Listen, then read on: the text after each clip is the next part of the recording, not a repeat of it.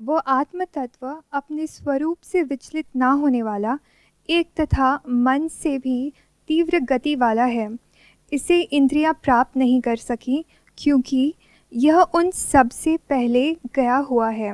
वह स्थिर होने पर भी अन्य सब गतिशीलों को अतिक्रमण कर जाता है। उसके रहते हुए ही वायु समस्त प्राणियों के प्रवृत्ति रूप कर्मों का विभाग करता है। तो आई सेलेक्टेड दिस वर्स क्योंकि इसमें आत्म तत्व कॉन्शियसनेस की बात की जा रही है, जिसका मुझे बोध है किंतु ज्ञान नहीं, तो इसलिए आई सेलेक्टेड दिस वन। लेकिन मुझे पूरी डिटेल में समझ नहीं आई है। आपने जो वर्ड सिलेक्ट किया है ये है ईशावास्य उपनिषद से, जिसमें कहा जा रहा है वह आत्म तत्व अपने स्वरूप से विचलित ना होने वाला। आत्म तत्व, आत्मा मतलब मैं, सेल्फ, तत्व मतलब दैट सब्सटेंस, यानी कि आत्मा is not an abstract concept जैसे कुछ लोगों को लगता है, क्योंकि हर जगह क्या कहा गया कि वो इंद्रियों से परे है, मन से परे है, बुद्धि से परे है, शरीर से परे है। तो सबने क्या इमेजिन कर लिया कि उसको तो रियलाइज ही नहीं किया जा सकता, कि वो है ही नहीं। इट्स लाइक एम्प्टीनेस, शून्यता है। तो लोग शून्यता में जाकर के अटक गए। उन्होंने अपना एक एब्स्ट्रैक्ट कॉन्सेप्ट बना लिया नथिंगनेस का, और सोचने लग गए कि वही आत्मा है। तो उसको डिस्ट्रॉय करने के लिए क्या कहा जा रहा है, वह आत्म तत्व। तत्व मतलब जैसे जिस चीज का कोई चीज बनी होती है, जैसे कोई मिट्टी की चीज बनी हुई है तो उसका तत्व क्या हो गया, मिट्टी। कोई चीज प्लास्टिक की बनी हुई है तो उसका तत्व क्या है, प्लास्टिक। ऐसे ही आत्मा का तत्व। तो आत्मा is not an abstract concept, आत्मा इज नॉट नथिंगनेस, आत्मा इज नॉट अ थॉट। और ये किस बेसिस पे बोला जा सकता है, जब उसका बोध किसी को हुआ हो। बोध मतलब एक्सपीरियंस। बट ये कंफ्यूजिंग क्यों हो जाता है, उसका एक्सपीरियंस तो होता है but there is no experiencer there.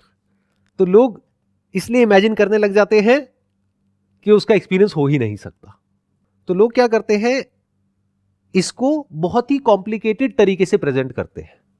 तो जो सुनने वाले हैं उनके माइंड में यह बैठ जाता है कि अच्छा आत्म तत्व है, लेकिन वो तो कुछ बहुत ही मिस्टिकल होगा, या हमारी रीच से बहुत दूर होगा, या कुछ ही लोग हैं, कुछ संत महात्मा हैं, उनको तो एक्सपीरियंस हो सकता है, हमें कहाँ हो सकता है।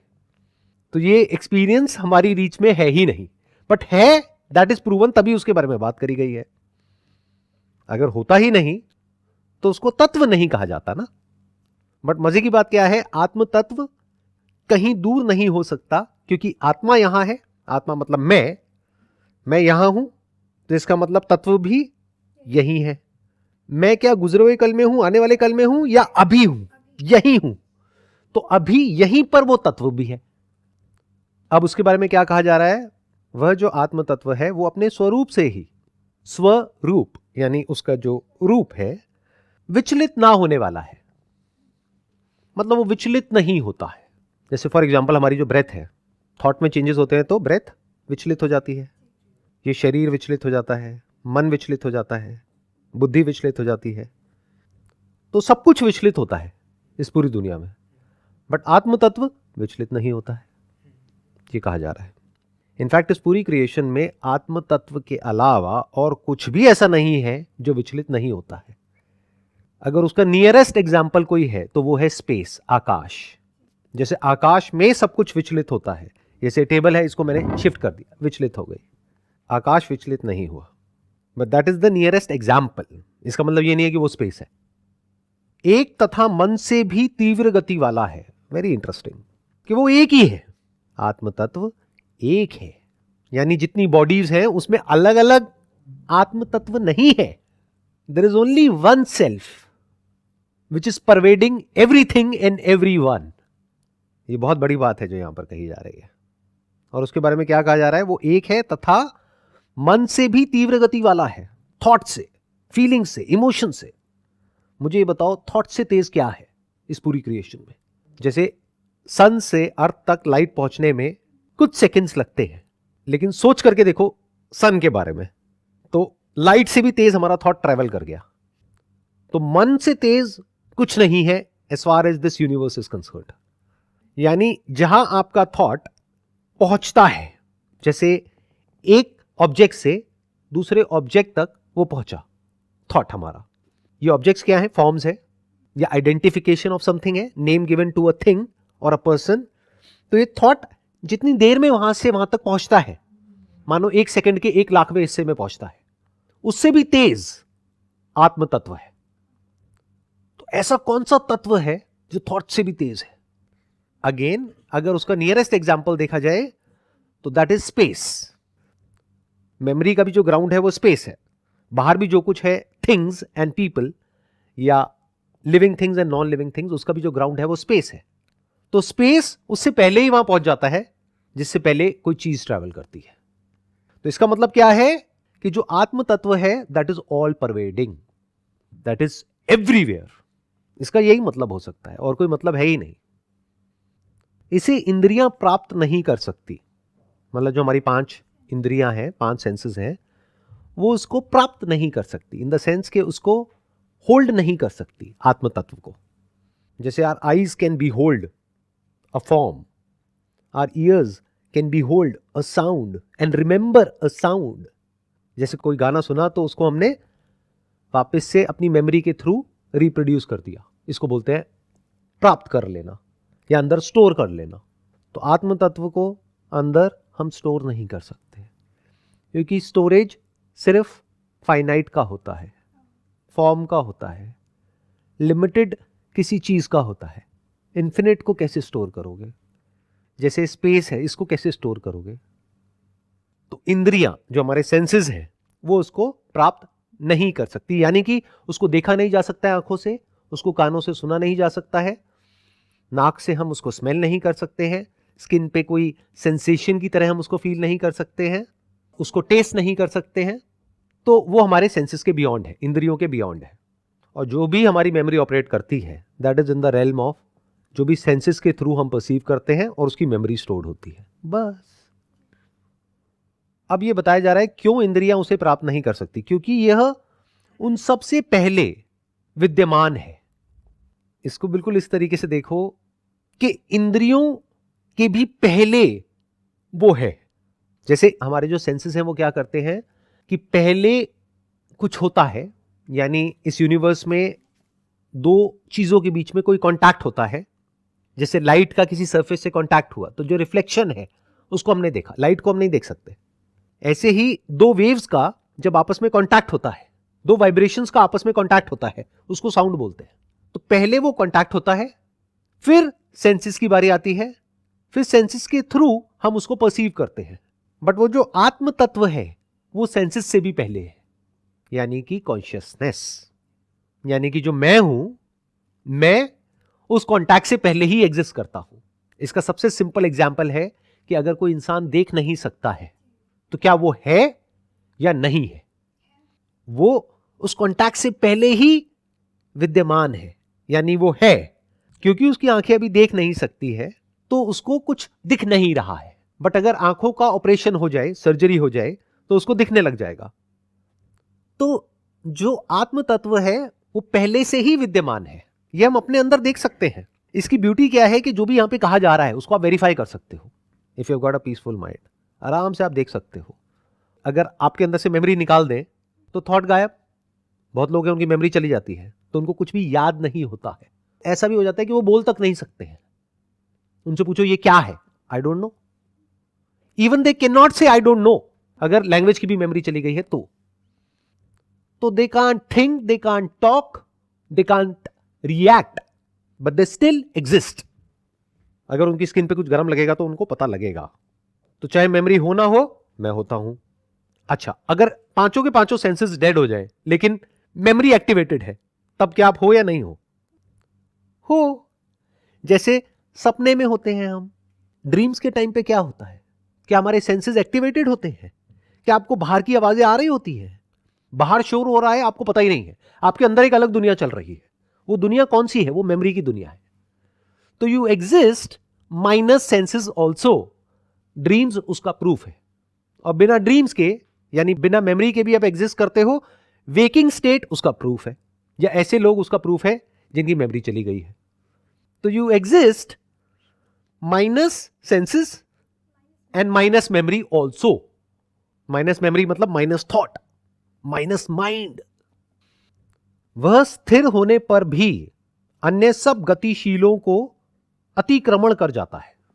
मतलब कि वो स्थिर है, वो खुद कुछ नहीं करता है, लेकिन बिना कुछ करे ही वो जो सबसे तेज है, objects, animals, people in this world और थॉट, उन सबको अतिक्रमण कर जाता है। यानी उन सबसे तेज, उन सबसे जल्दी वहां पर पहुंच जाता है।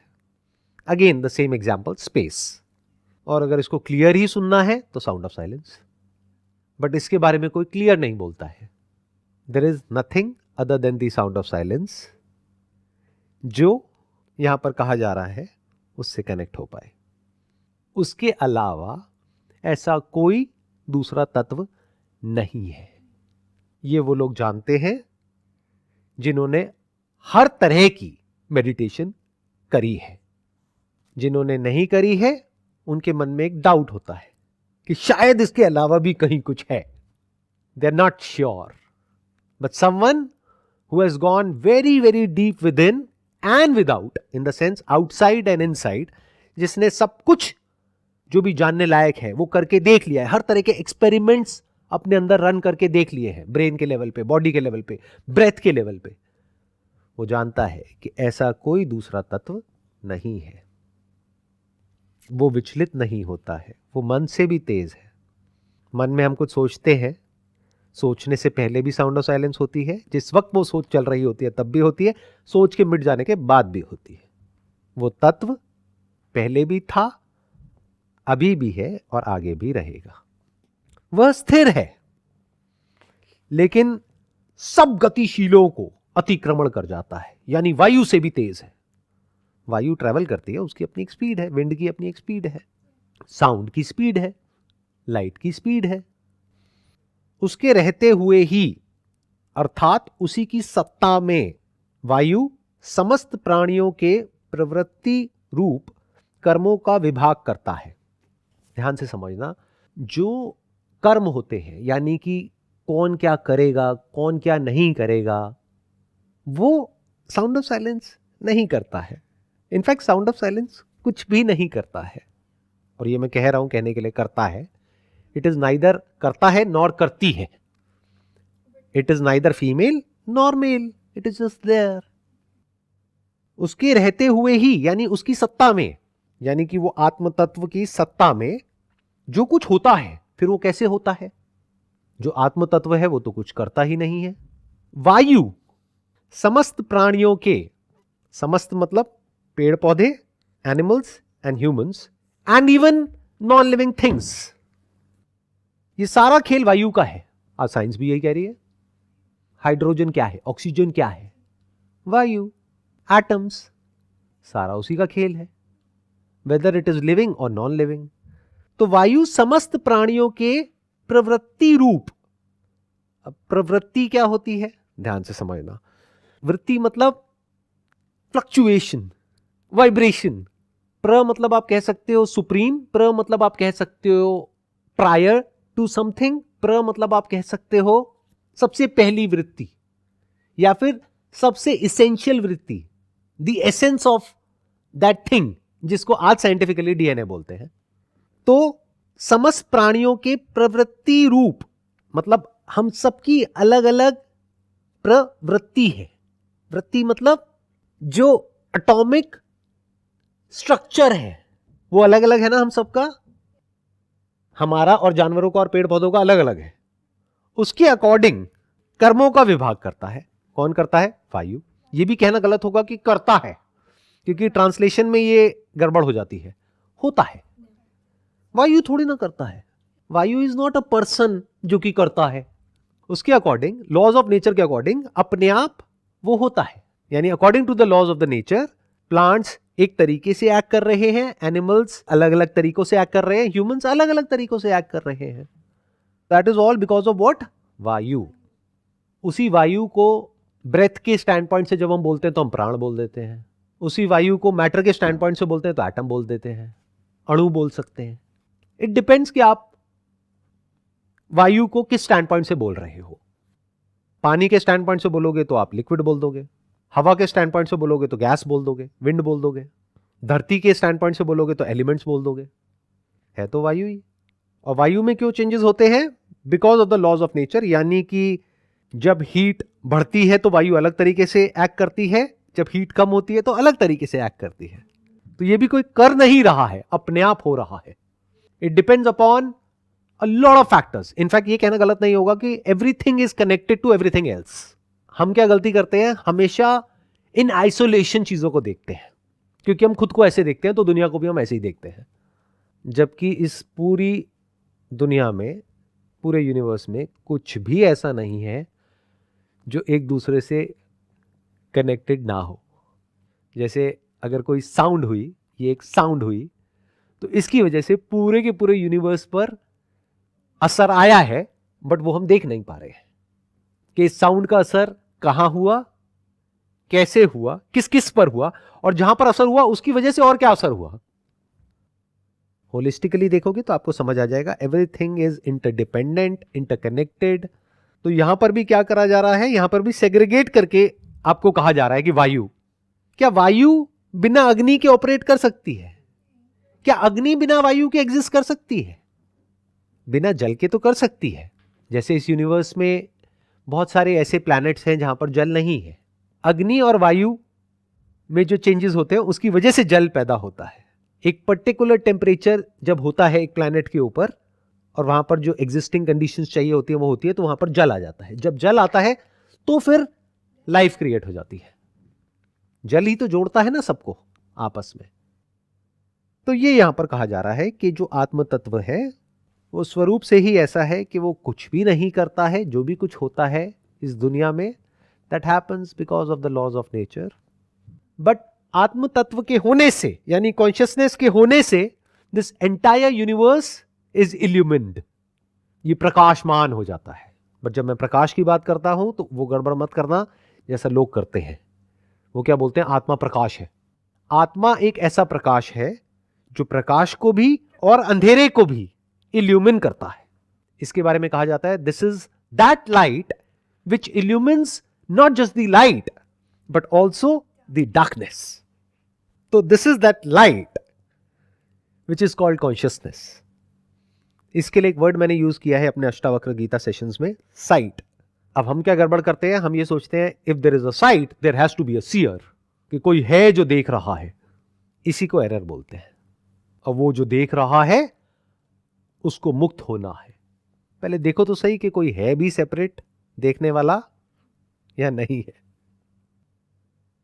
मैं को क्वेश्चन करो, मैं के पूरे स्ट्रक्चर को देख लो।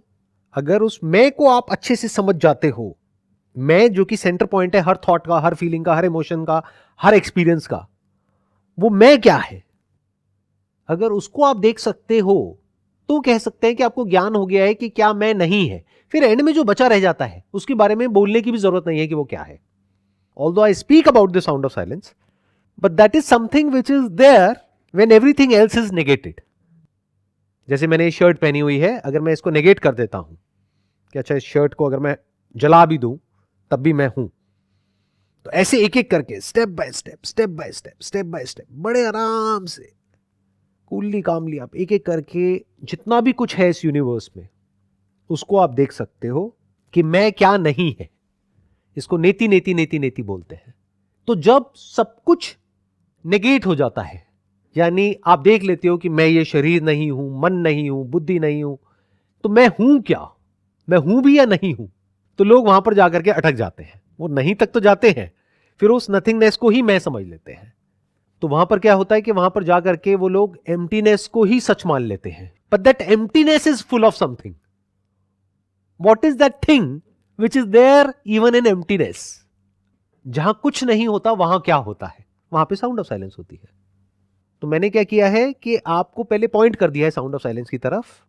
तो आप क्या करोगे, अब आपके पास में दो रास्ते हैं। या तो आप शॉर्टकट मारो, आप सीधा कहो कि हाँ सब कुछ ही झूठ है, साउंड ऑफ साइलेंस सच है। But that is more like an illusion of knowledge and illusion of understanding. It's just like कि पानी की बात करी जा रही है यहाँ पे उपनिषद में। एक तरीका तो ये है, मैं पानी के बारे में आपको ज्ञान देता चला जाऊं 10 साल तक, 20 साल तक, 50 साल तक, बट पानी को कभी टेस्ट नहीं किया है, पता ही नहीं है पानी होता क्या है। और मैं आपको बता रहा हूं कि देखो पानी तो है, और यही है, अभी है, बोल रहा हूं सब कुछ, लेकिन मैं कभी डायरेक्टली आपको पॉइंट नहीं कर रहा उसकी तरफ। तो 99.99% पॉसिबिलिटी क्या है कि आपको ज्ञान तो हो जाएगा, लेकिन उस पानी का कभी एक्सपीरियंस नहीं हो पाएगा। पानी के बारे में मैं इतना कुछ कह दूंगा कि पानी आपके सामने होगा, फिर भी आप देख करके कहोगे नहीं ये पानी नहीं है, मैंने पढ़ा था ना, पानी तो ऐसा है, पानी तो वैसा है। तो मैंने अब क्या किया, ज्ञान के थ्रू नहीं गया, सीधा डायरेक्ट एक्सपीरियंस ऑफ वाटर, यानी कि साउंड ऑफ साइलेंस। आपने पी लिया, तभी जो संत महात्मा हुए हैं जिन्होंने पीने की बात करी है, तब लोगों ने क्या समझा कि वो कुछ एल्कोहल की बात कर रहे हैं। जैसे रूमी की आप बातें सुनोगे या संत कबीर की बातें सुनोगे, उसमें पीने की बात करी गई है, तो लोगों को लगा शायद कोई पानी की बात हो रही है, वाइन की बात हो रही है, जबकि वो साउंड ऑफ साइलेंस की बात हो रही है। तो एक तरीका तो ये है, इसको पी करके यानी साउंड ऑफ साइलेंस को एक्सपीरियंस करके आप मस्त हो जाओ, क्योंकि this is a shortcut to be free from thought instantly. There is no other way to be free from thought. जब आप इसको एक्सपीरियंस करते हो तो क्या मन एकदम से शांत नहीं हो जाता है? तो this is the highest form of meditation, this is the highest form of bhakti. You can just surrender yourself to that. मुझे नहीं समझ आ रहा है क्या है, लेकिन है। अब हुआ क्या कि आपने पानी को टेस्ट तो कर लिया, लेकिन आपको पानी का ज्ञान नहीं है। दोनों में से ज्यादा इंपॉर्टेंट क्या है, पानी का एक्सपीरियंस या पानी का ज्ञान? इट्स एक्सपीरियंस, बिकॉज अगर हम कुछ एक्सपीरियंस कर लेते हैं then it's easy to get the knowledge about it. Experience is always bigger than knowledge. कोई इंसान प्यासा है, वो कहेगा बहुत बातें हो गई पानी की। अगर कोई एक्चुअल में प्यासा होगा तो प्यास किसकी है? हम सबको एक शांत मन चाहिए। तो मन को शांत करने का और कोई दूसरा तरीका है ही नहीं। अगर कभी आपने अलग अलग तरह से एक्चुअल में कोशिश करी है मन को शांत करने की, तो आपको समझ आ जाएगा there is no other way. Because और जितने भी तरीके हैं, उन तरीकों में क्या होता है, आपको अपने ध्यान को कहीं ना कहीं लगाना पड़ता है। यहां पे आपको अपने ध्यान को लगाना ही नहीं है, ध्यान करना ही नहीं है, ध्यान अपने आप लग जाता है, ध्यान मिट जाता है। लोगों को लगता है मेडिटेशन मतलब ध्यान करो, करते रहो। कितने सालों तक करोगे? 10 साल, 20 साल, 50 साल करते रहो। जब तक वो ध्यान मिटेगा नहीं, तब तक समाधि नहीं लगेगी। समाधि मतलब धी मतलब बुद्धि, सम मतलब सामान्य, मतलब ना बुद्धि ओवर एक्साइटेड है ना डिप्रेस्ड है। तो यहां पर क्या होता है, साउंड ऑफ साइलेंस को चाहे आप जानते हो चाहे नहीं जानते हो, दोनों में थोड़ा सा फर्क आ जाता है। अगर नहीं जानते हो तो आप इसको एंजॉय करोगे, यानी इसका आपको ज्ञान नहीं है, तो आप क्या करोगे, साउंड ऑफ साइलेंस का एक्सपीरियंस हो गया, अब आंख बंद कर लो और साउंड आती रहेंगी, करती रहेंगी, but this is always there.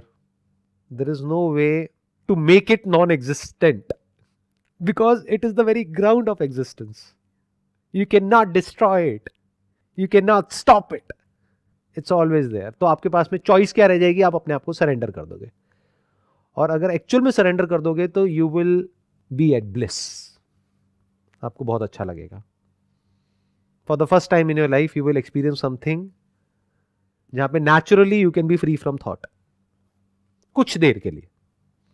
But if you want to be free from thought which is a disturbing thought, thought दो तरीके का होता है, एक डिस्टर्बिंग होता है, एक नॉन डिस्टर्बिंग होता है। अब ध्यान से सुन लेना, मैं जो कह रहा हूं वो बहुत बारीक बात है। अगर ये समझ आई तो स्पिरिचुअलिटी का जो एसेंस है वो समझ आ जाएगा। लोग क्या समझते हैं, freedom from thought is the end goal of meditation, चित्त वृत्ति निरोध। इसका मतलब लोगों ने क्या समझ लिया कि चित्त की जो वृत्तियां हैं यानी कि थॉट है, उसका निरोध कर दो, उसको रोक दो, that is the highest state of meditation. ऐसा नहीं है। थॉट दो तरीके का होता है, एक प्रॉब्लमैटिक थॉट, एक नॉन प्रॉब्लमैटिक थॉट। वो क्या होता है, अपने अंदर झांक करके देख लो, बहुत आसान है। आपके पड़ोसी की लाइफ में कुछ भी होता रहे, is it a problematic thought और a non problematic thought if it is not affecting your life?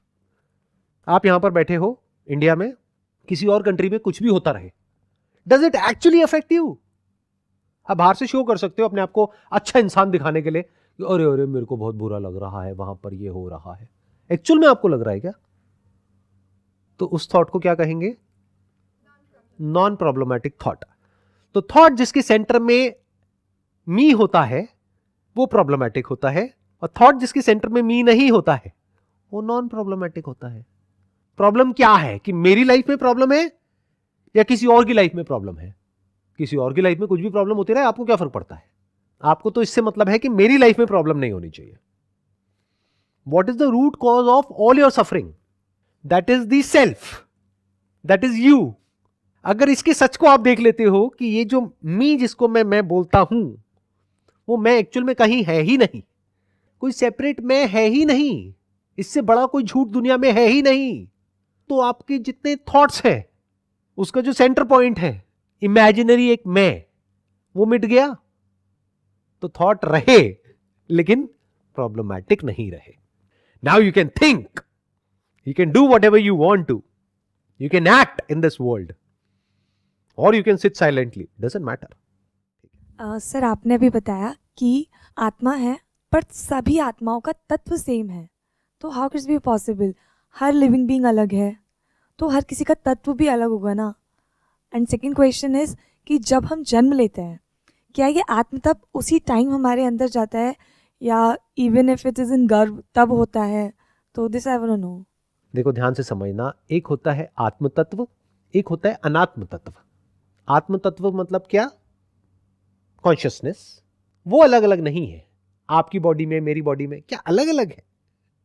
Consciousness चाहे आपकी बॉडी में हो, चाहे एक बच्चे की बॉडी में हो, चाहे एक जानवर की बॉडी में हो, क्या वो अलग अलग है? अगर कुछ गर्म यहां पर टच करेंगे तो उसको भी फील होगा, आपको भी होगा, बच्चे को भी होगा, बुजुर्ग को भी होगा। तो अलग अलग क्या है? बॉडीज अलग अलग है। बॉडीज एंड आत्मा अलग अलग है, तत्व is the same in every body. जब हम तत्व की बात करते हैं तो दो तरह के तत्व हैं। एक है विथ फॉर्म, उसको बोलते हैं सगुण, और एक है निर्गुण यानी फॉर्मलेस। तो जो निर्गुण है यानी जिसकी कोई गुण नहीं है, जिसकी कोई फॉर्म नहीं है, जो फॉर्मलेस है, वो क्या है? आत्म तत्व, दैट इज द सेल्फ। तो जब वो फॉर्मलेस है तो दो बॉडीज में अलग अलग कैसे हो सकता है? जैसे स्पेस, क्या आपके बॉडी के अंदर की स्पेस मेरे बॉडी के अंदर की स्पेस अलग अलग है? Formless can not be divided. Formless bye it's very nature is infinite. Infinity को जितना भी तोड़ोगे इन्फिनिट ही बचेगा, और तोड़ने के बाद अगर इन्फिनिट में से कुछ निकाल दिया तब भी इन्फिनिट है, कुछ ऐड कर दिया तब भी इन्फिनिट है, मल्टीप्लाई कर दिया तब भी इन्फिनिट है, माइनस कर दिया तब भी इन्फिनिट है। इन्फिनिट कम ज्यादा नहीं होता है, फाइनाइट कम ज्यादा होता है। बैंक बैलेंस फाइनाइट है तो कम हो जाता है, ज्यादा हो जाता है। इन्फिनिटी में ज्यादा कम का कोई कॉन्सेप्ट ही नहीं है। तो आत्म तत्व इज इन्फिनिट, इज फॉर्मलेस।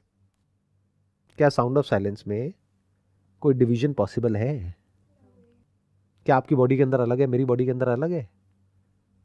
क्या स्पेस आपकी बॉडी के अंदर अलग है, मेरी बॉडी के अंदर अलग है? तो डिवीजन कहां है, किस लेवल पर है? ध्यान से समझना, डिवीजन जो है वो है सिर्फ आपकी सोच के लेवल पर और अपीयरेंस के लेवल पर। अपीयरेंस मतलब क्या? बाहर से जैसे आप दिखते हो और मैं दिखता हूं, दोनों में बड़ा फर्क है। हमारी जो बॉडी कंपोजिशन है वो अलग अलग है।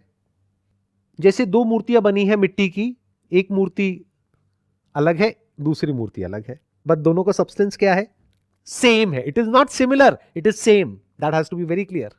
तो डिवीजन सब्सटेंस के लेवल पे नहीं है, चाहे आत्म तत्व हो चाहे अनात्म तत्व हो। अनात्म मतलब क्या? This body is not me. For example आप बोलते हो बॉडी मतलब क्या? ये हैंड, तो अगर हम हाथ को काट दें तो क्या आप एग्जिस्ट कर रहे हो? नहीं कर रहे हो। तो that is proved you are not this hand, because you can exist without this hand also. If you say I M these eyes, तो अगर हम आंखों को हटा दे तो तब भी आप हो। तो जिसके बिना भी आप एग्जिस्ट कर सकते हो उसको हम क्या कहेंगे? अनात्म तत्व। उसमें क्या आ गया? बॉडी, सेंसेस, मेमोरी, जिसके बारे में अभी थोड़ी देर पहले हमने देखा था। तो अनात्म तत्व के पॉइंट ऑफ व्यू से भी देखोगे तो अपीयरेंस अलग अलग है। मतलब आप या मैं या जानवर और पेड़ पौधे बाहर से देखने में अलग अलग हैं, fundamentally we are not similar, we are same. धरती, जल, अग्नि, वायु, आकाश, इसी के बने हैं हम सब। तो वहां पर भी सेपरेशन नहीं है। जो आत्म तत्व है उस लेवल पे तो कहीं कोई सेपरेशन पॉसिबल ही नहीं है। उसके बारे में बोलते हैं अखंड, मतलब जिसको ब्रेक नहीं किया जा सकता है, उसमें कोई मिलावट नहीं करी जा सकती है। जैसे पानी को गंदा किया जा सकता है, किसी भी चीज को मिलावट के थ्रू पॉल्यूट किया जा सकता है, उसके एट्रीब्यूट को चेंज किया जा सकता है, उसके गुणों को बदला जा सकता है। निरंजन मतलब क्या? उसको आप चाहे भी तो कुछ कर नहीं सकते, उसको बदल नहीं सकते हो। अब बताओ ऐसा कौन सा तत्व है जो निरंजन है इस पूरे यूनिवर्स में, साउंड ऑफ साइलेंस के अलावा? Not even one. वायु भी दूषित हो जाती है, कभी खुशबू आ जाती है, कभी बदबू आ जाती है। तो आत्मा और अनात्मा में आप फर्क देख पा रहे हो, इसको विवेक बोलते हैं। यानी अगर इन दोनों में आप अच्छे से फर्क देख सको और ये भी देख सको कि फर्क सिर्फ अपीयरेंस के लेवल पर है, एक्चुअल में कोई फर्क नहीं है। जैसे पानी की ही दो अलग अलग लहरें हैं, वो देखने में फॉर्म अलग अलग है पानी। अब आप अगर कहते हो कि मैं ये लहर हूं और मैं उस लहर से अलग हूं, तो किस मैं की आप बात कर रहे हो? इस मैं को क्वेश्चन करो। This is the beginning of spirituality. तब आप देखते हो जो अनात्म तत्व है उस लेवल पे we are not similar, we are same. उन्हीं एटम्स के बने हैं हम सब, चाहे ये टेबल हो, चाहे कोई चेयर हो, चाहे कोई प्लांट हो, चाहे आप हो, चाहे मैं हूं। आत्म तत्व is same, it's not similar, it's same, it's one. तो एक्चुअल में मैं जिसको भी मैं कहता हूं, that is nothing but an appearance of the form, और उसके साथ में जो भी कुछ जुड़ा हुआ है। तो मैं is just for the name सेक।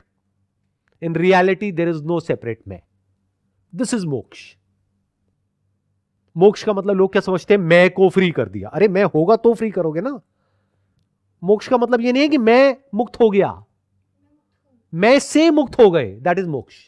मतलब इस मैं के झूठे कॉन्सेप्ट से आप फ्री हो गए, दिस इज मोक्ष।